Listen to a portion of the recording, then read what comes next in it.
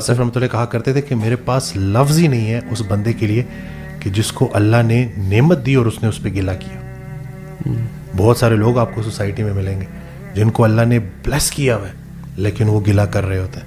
کہتے ہیں یہ وہ شخص ہے جو اپنے آپ کو خود کوڑے مارتا ہے. پھر ایسے انسان کو جب تک یہ چیز سمجھائی نہیں جائے گی, بتائی نہیں جائے گی کہ پہلے دیکھو تمہاری لائف میں کتنی بلیسنگ ہے, تم دیکھو کہ کتنا کچھ اللہ آپ کے اوپر انعام کر چکا ہے, ذرا سا اپنی ان چیزوں کو دیکھو. کلمہ تمہارے پاس ہے, توبہ کا دروازہ کھلا ہے, اتنی سارے انعامات ہیں. رسول اللہ صلی اللہ علیہ وسلم کہ تم امتی ہو, یہ جو بس مال مال مال اسی کے پیچھے نا.